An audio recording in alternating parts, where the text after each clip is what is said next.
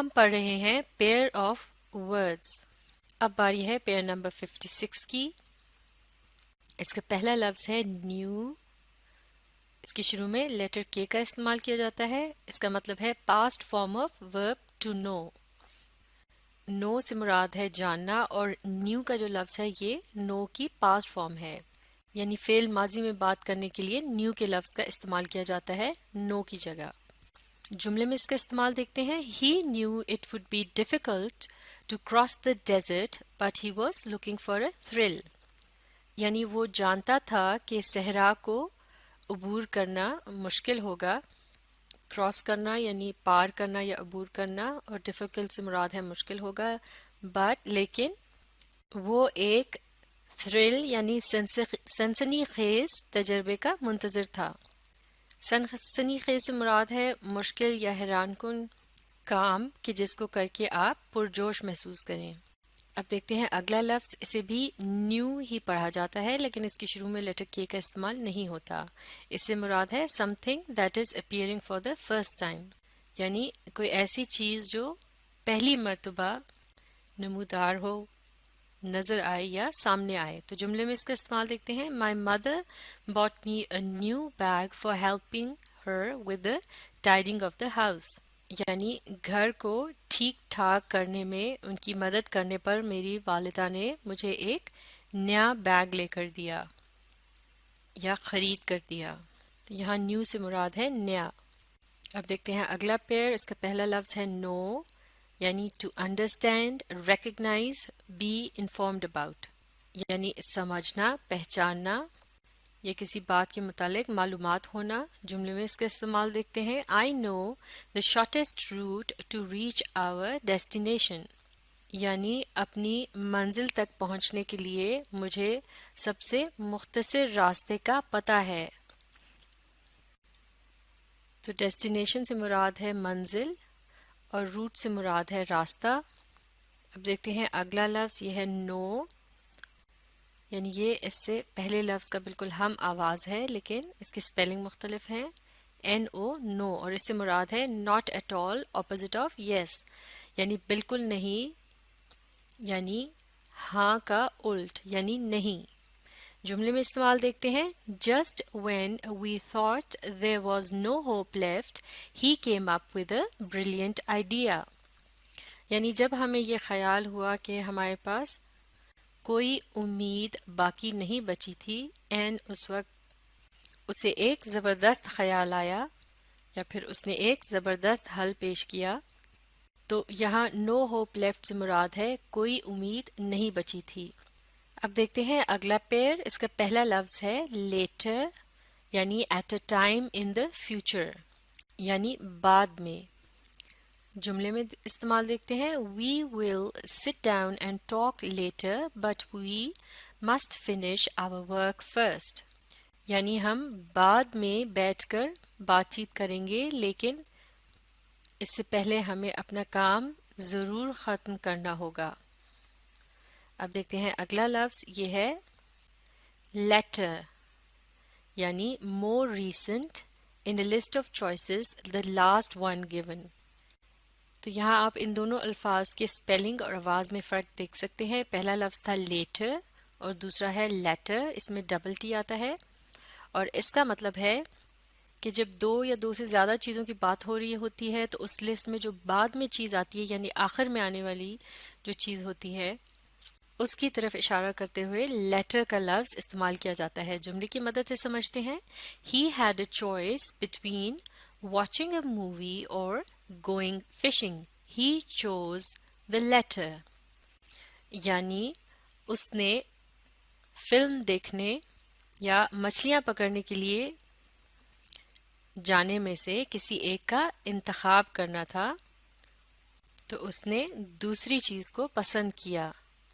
اور دوسری چیز سے مراد کیا ہے؟ سب سے پہلے اس جملے میں ذکر آ رہا ہے مووی دیکھنے کا یعنی فلم وغیرہ دیکھنے کا، اور دوسرے نمبر پر ذکر ہے فشنگ کے لیے جانے کا یعنی مچھلیاں پکڑنے کے لیے جانے کا. تو دوسرے نمبر پر فشنگ کا ذکر کیا گیا ہے، لہٰذا اس نے فشنگ کا انتخاب کیا.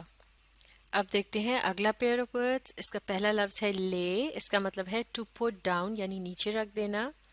جملے میں استعمال دیکھتے ہیں. He lay his head on the back of the chair and soon he fell asleep. یعنی اس نے اپنے سر کو کرسی کی ٹیک پر ٹکا دیا یا رکھ دیا اور بہت جلد وہ سو گیا. تو یہاں ٹکا دینے یا رکھ دینے کے معنی میں لفظ لے کو استعمال کیا گیا ہے. اگلا لفظ دیکھتے ہیں. یہ ہے لائے. اس کی سپیلنگ بھی مختلف ہیں. LIE لائے اور اس کا مطلب ہے to not to tell the truth یعنی سچ نہ بتانا. اور اس کا دوسرا مطلب ہے be in a horizontal resting position یعنی سیدھا لیٹ جانا. ہاریزونٹل سے کیا مراد ہے؟ اس سے مراد ہے افق کی طرح سے سیدھا، جیسے کہ یہ لکیر ہے. اور افق کیسے کہتے ہیں؟ جہاں آسمان اور زمین آپس میں ملتے ہیں تو جو ایک سیدھی سی لکیر بنتی ہے اسے انگلش میں ہورائزن کہا جاتا ہے. لہٰذا اس ترتیب میں کسی چیز کو اگر رکھا جائے تو اسے ہاریزونٹل کہتے ہیں. تو اب سب سے پہلے لفظ لائے کا جو پہلا مطلب ہے یعنی سچ نہ بولنا، اس کا استعمال دیکھتے ہیں. A person who tells lies cannot be trusted. یعنی جو شخص جھوٹ بولتا ہے اس پر اعتبار نہیں کیا جا سکتا. اور لفظ لائز جو ہے یہ لفظ لائے کی جمع ہے. اب ہاریزونٹل کے معنی میں جملے میں اس لائے کے لفظ کا استعمال دیکھتے ہیں. In the earthquake drill, we were taught to lie down facing down with our hands held tightly behind our necks. یعنی زلزلے کی مشق میں ہمیں یہ سکھایا گیا کہ اس موقع پر سیدھا لیٹ جانا چاہیے جبکہ آپ کے چہرے کا رخ جو ہے وہ نیچے کی طرف ہو اور آپ کے ہاتھ جو ہیں وہ مضبوطی کے ساتھ آپ کی گردن کے پیچھے آپس میں بندھے ہوں. یعنی اس طریقے کی مدد سے جسمانی نقصان کا جو اندیشہ ہے وہ کم ہو جاتا ہے اور اپنے جسم کو محفوظ رکھ سکتے ہیں. اب دیکھتے ہیں اگلا پیئر. اس کا پہلا لفظ ہے، اسے دو طرح سے پڑھا جاتا ہے، لیڈ یا پھر لیڈ. جب اس سپیلنگ کے ساتھ اسے لیڈ پڑھا جاتا ہے تو اس کا مطلب ہوتا ہے ٹو گائیڈ یعنی رہنمائی کرنا.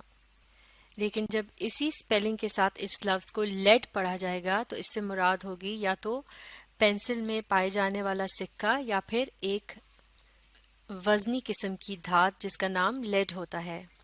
تو پہلے اس کا استعمال دیکھتے ہیں لیڈ کے طور پر یعنی ٹو گائیڈ یعنی رہنمائی کرنا. جملہ ہے A guide will lead you at the museum to show you around. یعنی عجائب گھر کو دکھانے میں ایک گائیڈ آپ کی رہنمائی کرے گا. اب اسے لیڈ یعنی دھات کے معنی میں اس کا استعمال دیکھتے ہیں جملے کے اندر. Lead poisoning in lake water can affect the fish in the lake. Lead کو سیسا کہا جاتا ہے یعنی سیسے کی جو معاف کیجیے گا جھیل کے پانی میں سیسے کا جو زہر ہے اس کا اثر جو ہے وہ اس جھیل کی مچھلیوں پر بھی ہوتا ہے یا ہو سکتا ہے. اب دیکھتے ہیں اگلا لفظ. یہ ہے لیڈ LED لیڈ یعنی یہ سننے میں اس سے پہلے لفظ کی طرح ہی ہے لیکن اس کی سپیلنگ مختلف ہیں. یہ ہے LED لیڈ اور اس کا کیا مطلب ہے؟ یہ ہے past tense of verb to lead یعنی ٹو لیڈ سے مراد تھا رہنمائی کرنا اور اس کے پاسٹ ٹینس کے طور پر یعنی فعل ماضی میں جب اسے استعمال کرتے ہیں تو اس کی جگہ لیڈ کے لفظ کا استعمال کیا جاتا ہے. جملے میں اس کا استعمال دیکھتے ہیں. The sheepdog led the herd down the hill to the grazing field. جو کتا بھیڑوں کی رکھوالی کرتا ہے اسے شیپ ڈاگ کہا جاتا ہے. یعنی رکھوالی کرنے والے کتے نے بھیڑوں کے ریوڑ کو پہاڑی سے نیچے چراگاہ کی طرف ہانکا یا انہیں نیچے کی طرف لے کر گیا. یعنی ریوڑ کو ایک جگہ سے دوسری جگہ تک لے جانے کے کام میں شیپ ڈاگ نے ایک طرح سے ریوڑ کی رہنمائی کی. تو یہ تھے چند اور پیئر آف ورڈز. انہیں اچھی طرح سے سیکھنے کے لیے آپ اس ویڈیو کو ری پلے کیجیے اور اس کے ساتھ ساتھ پڑھنے، سمجھنے اور لکھ کر پریکٹس کرنے کی کوشش جاری رکھیے.